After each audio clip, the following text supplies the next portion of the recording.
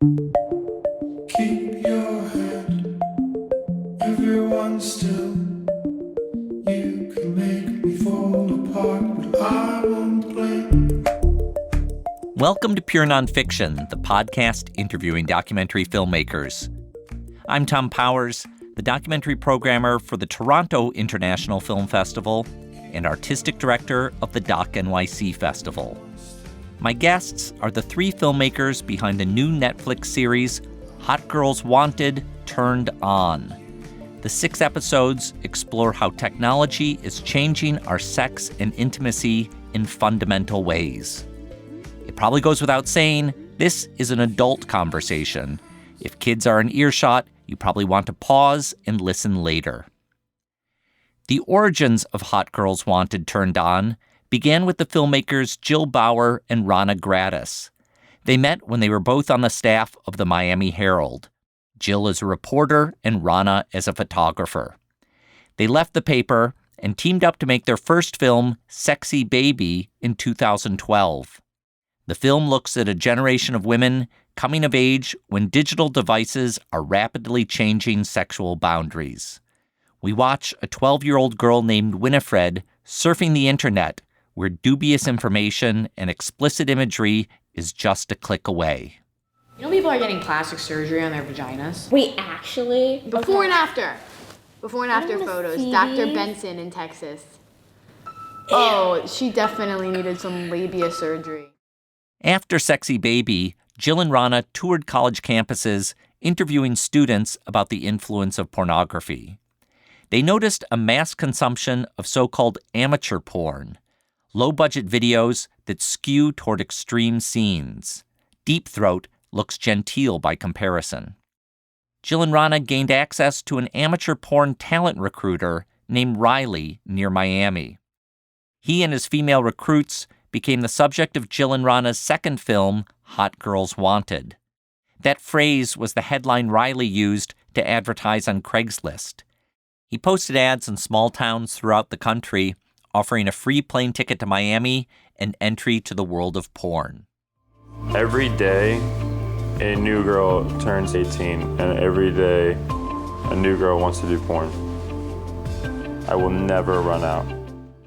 It was an irresistible lure for girls eager to escape small towns, like this 18-year-old Rachel, who they recorded a week after her first porn shoot. Do I want to be in my parents' shoes when I'm their age? No. I don't want to go to college, meet someone in college, marry them, stay in my hometown, have a bunch of kids, And live there happily and ever then after. die there. But the appeal is usually short-lived. In a business that craves new flesh, most performers last only a few months and wind up in situations they couldn't predict. Here's Rachel, several weeks later, talking to her housemate. I was in California and I had like a blowjob scene and I was like, for sure, $300 for a blowjob scene, that's nothing. You go there, you don't even have sex, cool. I go there and he's like, oh yeah, it's a forced blowjob. And I'm like, what? Just one guy. One little camera on a tripod. Fuck. I was scared. I was terrified. I didn't know what to do. I didn't know if I could tell him no, or the fact that we already recorded 15 minutes of it, if I could just fucking leave, then what? Then I understand it, that's how rape victims feel, they feel bad about themselves. The film Hot Girls Wanted debuted at Sundance in 2015. It was produced by Rashida Jones, who's known as a writer and actress, especially for her work on Parks and Recreation. Netflix bought the film and commissioned the trio of Jill, Ronna, and Rashida to make the spin-off series Hot Girls Wanted, Turned On. Over 6 episodes, they explored different facets of sex and technology, from dating on Tinder to stripping on webcams. I hosted the filmmakers in March at the Miami Film Festival. This conversation took place on International Women's Day. I asked Rashida about the episode she directed called Women on Top. She looks at feminist pornographers who are a contrast to the male-dominated world in the original Hot Girls Wanted film. I think we all wanted to feel like there was something to aspire to, because Hot Girls Wanted, is a look at this specific house with these specific girls, but it's common for, that gender dynamic to exist where the guys kind of call all the shots, all the directors are guys, all the porn recruiters are guys, and, women kind of do what they're told if they're young and they don't really have power in the industry. And I think we wanted to see if it could be done any other way. Not that it's, the norm in the industry, but if it could be done that way. And Erica Lust, we were kind of all aware of Erica Lust. She's kind of an international star. She's given a TED Talk. She's very vocal about what it is she does. She makes porn that really reflects female desire, and she wants to battle this imbalance. It's time for porn to change. We need women in the leadership roles. I don't want to get women out of porn. I want to get women into porn. The other storyline in Women on Top looks at Suze Randall, who was the first female staff photographer at Playboy. I feel I'm a feminist. You can take total advantage of the men if you've got the balls to do what you want, to do it better, to do it harder, and you're also cute. Come on. Now her daughter Holly is working as a porn director, only in a new economy with much lower budgets. I am struggling so much because I have so much less money to work with, so now I can only use one assistant. I've got to rush my hair and makeup artist, and I can't phone it in. I can't physically just let that stuff slide. And so at the end of the day, it's a longer day than I wanted. I ended up paying more than I wanted to, and I ended up taking home very little. Those characters cover a lot of ground in terms of what's possible as a kind of outlier in the industry, what's possible or not possible as a woman who's trying to play within the industry the way it is now. I mean, the structure of it, and Holly talks about this a lot in the episode, is that she doesn't have the budgets she wants. She doesn't have the time she wants. There is just, it's an industry. It's, they want to turn over product quickly. That is the main goal. So in this film, you were filming on a porn set that was where Holly Randall was directing. How was that filmmaking experience different than when you're on the set of a Hollywood film? Probably a little less nudity on Hollywood films, but it was similarly hot and difficult and challenging and technical. I mean, that's the thing that sort of surprised me the most was I guess also lower budget on a lower budget. Yeah. But 15, I've done a lot of low budget movies, but 15 minutes in, you're oh, this is there's shots that Holly needs to get. There's, she has to shoot still photography and make a movie. And it was just hot and difficult and uncomfortable, and everybody was really professional, but it was just challenging. It was technical, any kind of filmmaking is pretty technical. Episode 4 is titled Money Shot and looks at male performers in porn. I asked Jill why they chose that as a topic. When we went to college campuses, we wanted to hear what young men had to say because we've talked to so many young women. And we kind of have a pretty good idea of what the continuum is of, thought and opinion. And so we really wanted to hear about young guys' struggles. So we said, we've been on porn sets and we know what happens behind the scenes. But guys who watch porn have no idea how a fantasy is created and how fake it is. So we said, all right, let's bust, those myths and show really what happens. And what Rashida said, it's very technical and it's really, really difficult. And there are lots of tricks of the trade that people need to tune in to watch.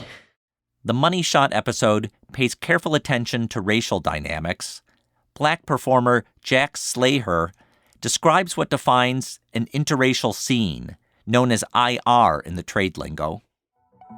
Black performers get booked mostly for interracial sex with white women. And a lot of people in the porn world, even though that happens, interracial seems to be black men and white women, where if it's a white guy with a black woman, or a white guy with an Asian woman, you know, or a black guy with a Hispanic woman. That's not interracial. Porn is just sort of, because it's art and it's First Amendment rights and freedom and it's really not regulated or monitored, all sorts of things can happen in the world of porn. And so we always knew that we wanted to address how racist porn is, and it's really racist. I asked Ronna to explain the pay scale for interracial scenes that's described in the film. Basically, there is a premium put on a scene where a white woman has sex with a black man. She's paid more to have sex with him because basically it's still a taboo, and to shoot any sort of taboo fetishized scene in porn, you're paid more. So these women get a higher rate to have sex with a black man, and in some cases also her value goes down because she has now gone into the final frontier of basically types of sex she can have. There's an anal rate, there's a gangbang rate, and there's a sex with a black man rate. It's a pretty hard watching that scene, I have to say. But the men who are in that scene, directing that scene, photographing that scene, seem unreflective about, what feels, I think, apparent to many viewers in this. Can you talk about that lack of reflection? This might be too broad, but I really think it just comes down to capitalism. I mean, I think there are industry standards, things that have become acceptable and normalized within the industry, like you shoot an IR and you get more money, an IR sex scene. And I think also like the photographer, he's uses humor to kind of make everybody comfortable. And I think the truth is these things are happening every day and everybody does their best to try to make them feel normal and okay. And I think some of that is about numbing out a bit.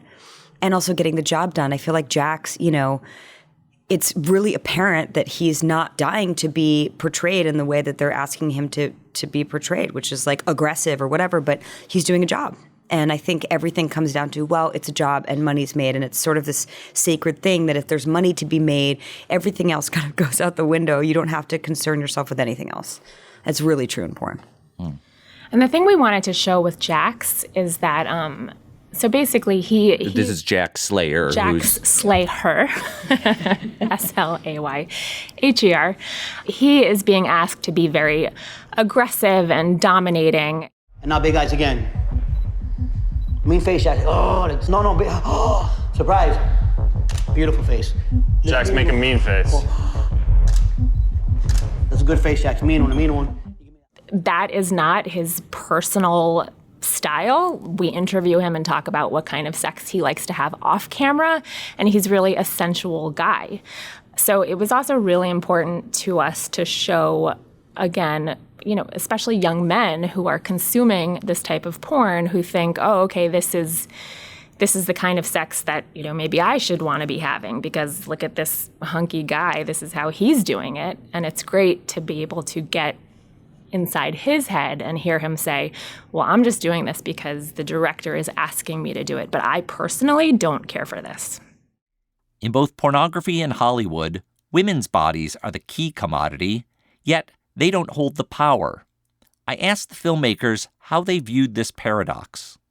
Everybody wants ownership over women's bodies. There are these, these mysterious, complicated things that can, that are to be attained or to make life. There's all this mythology around female bodies. And I think this is really a product of the feminist movement in the 60s and 70s. I think sexual freedom brings a lot of other complicated things. When you say freedom, what do you mean freedom? Do you mean I feel free sexually, or people are free to experience me sexually? And I think we're kind of in that place right now. I don't know what the answer is. I feel like we just got to keep pushing and having a conversation and continuing to diversify the spectrum of what a woman can do and is capable of, and not just have this one simple idea of what women are, what makes them sexy, what makes them desirable. We just have to keep pushing it out on both sides. And I don't want to generalize, but I know that often women are very empathetic. And I think, Rashida certainly experienced it when she was watching how empathetic and caring the women on porn sets were about the men. And I think that we're very caring, so we sort of put ourselves aside and our feelings aside. And I think that we forget that we should be a little bit more careful with ourselves and ask for what we want. Ask for what we want, exactly. And I think women feel more comfortable asking for what they want when other women do it first. Like we're good at leading each other. I found that like in corporate, sometimes sexist situations. Like if you speak up, it will allow another woman to speak up. So I'm happy that there's like, hopefully there's like many, many days where women just say like enough, or I'm not doing that, or I have a better idea, and other women follow. That's really true, because even when we work together, you've helped us to speak up. Samesies. Yeah, and it's so easy to forget about that and not do it. I know. I think when you put out your film Hot Girls Wanted, originally you took a certain criticism from inside the porn industry that you were showing only a narrow slice of it. And I think within the porn industry, there's a lot of defensiveness about what they do. Can you talk about that criticism that you got and how you think about it? Of course, when you get criticism, your knee-jerk reaction is to be defensive and to push back. But as documentary filmmakers, we actually are very open to hearing criticism. I mean, nobody likes it, but you pay attention, and that's why that's part of the reason why we wanted to do a series. There are more stories to tell, and yeah, I think that we really appreciated it. We understood it. We understand that it's a tough industry. There's so much porn being made. It's so competitive. So sex workers are in some ways afraid, and they are very, very, very protective, and we completely understand that. I think, part of the criticism is like us coming from the outside and shining light on an industry that we're not in, which, I get that, but I think about my own relationship with my industry, and like, Lord knows Hollywood is super corrupt and super sexist, and there's a lot of problems with it. And any chance I would get to try to help and fix that, I would do it. So I think really for there to be pushback is kind of a good thing, because it really is like a food chain thing. And it's the same thing with Hollywood, where the sex workers, they have so little. They think they have so little power, and really there's like a couple guys who are making a lot of money, and then nobody else is, because the industry is so dispersed now, and everybody's making porn, and like people aren't really getting paid the way they need to be getting paid to like live their lives. So that instinct to protect your job and to protect this thing that's like paying your bills, I completely understand and have so much sympathy for. That being said, I hope that the good of it outweighs the criticism, which is like, we really did want to shine light on something so that conditions could improve, or that people felt like they were educated before they, entered a certain situation, or maybe there is something to be done. Like, I hope that eventually we come out as allies, because, we are so not anti-porn, and hopefully the series gets to show that a little bit more. We're just interested in having conversations around porn so that we can improve it for adults, for children who watch it, for women. There's just a lot of work to be done still. Now, there's a different wave of criticism you could take from people who would say the characters you're portraying have more agency than a lot of other people in porn. You're not looking at women who are being trafficked. You're not looking at underage people being pulled into this business. How do you think about that? I mean, I've gotten a lot of that criticism because I've kind of publicly declared myself as a feminist. And I think I was, as somebody who's like not a millennial, I wasn't kind of aware of third wave feminism the way that I am now. And it's been a very educational couple of years, steep learning curve. And I've certainly made some mistakes and like had some like blind spots that I've had to correct and understand and create tolerance around. But I think there's always going to be subtle coercion, and that's what we're interested in. Like, yeah, we get that 18 and under is illegal. We get that, there is sex work and sex trafficking that has absolutely no agency. But then there's like the gray area where girls feel empowered and may not have enough information or life experience or like counter media to know that they wouldn't feel empowered going into having a career in porn. And there's some girls that will. There will always be both. But I think we're more interested in the other thing, which is the kind of cultural impact that porn has had on like young girls who may not be right for the industry.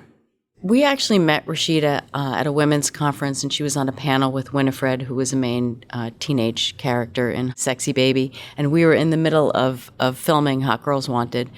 And so on the stage at Lincoln Center, there were some amazing women. Rashida was one of them, and they were just talking about female empowerment. And we were sitting there and we were thinking, wow, if the girls in Hot Girls Wanted were sitting here listening to this conversation, their lives would be so different, their trajectory would be so different. And there's so much of it has to do with socioeconomics and opportunity that a lot of people don't have. And there's this huge sort of chasm between what some young women know and don't know.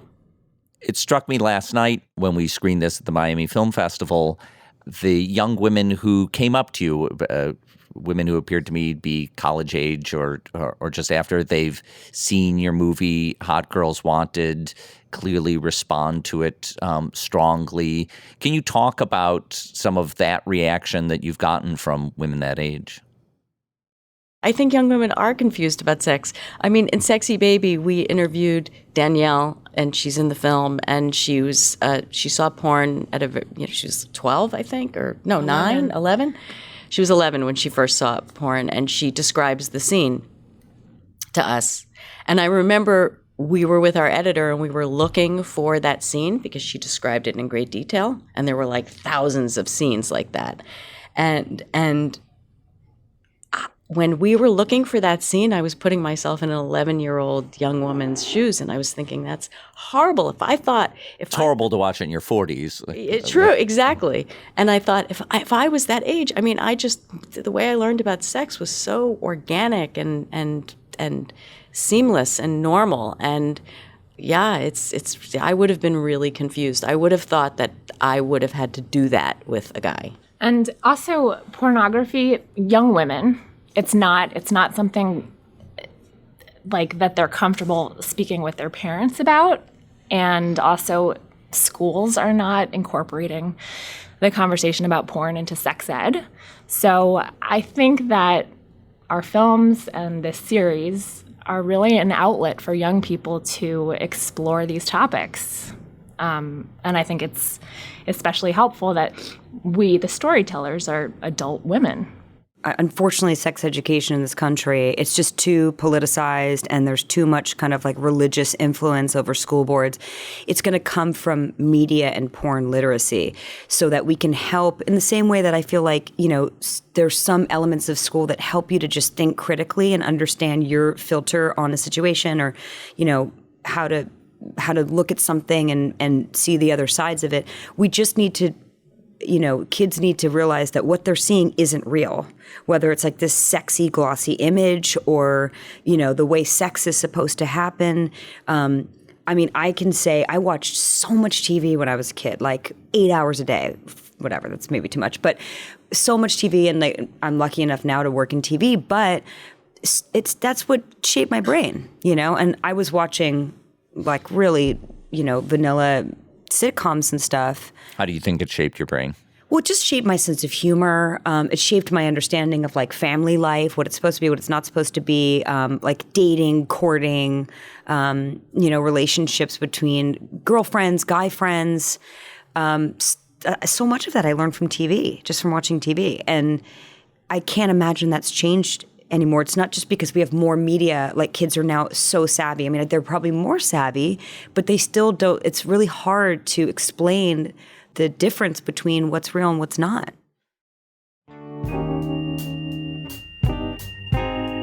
I want to thank Jill Bauer, Ronna Gradus, and Rashida Jones for speaking with me. Their film, Hot Girls Wanted, and their new series, Hot Girls Wanted Turned On, are streaming on Netflix. Pure Nonfiction is distributed by the TIFF Podcast Network. This interview was recorded at the Standard Hotel during the Miami Film Festival. Thanks to our team, series producer Michael Scotty Jr., sound recordist Khalil Bailey, sound mixer Kyle Murphy, web designer Cross Strategy, marketing coordinator Sarah Moto, social media master Jordan Smith, and executive producer Rafaela Nehausen. I'm Tom Powers. You can follow me on Twitter at THOMPowers.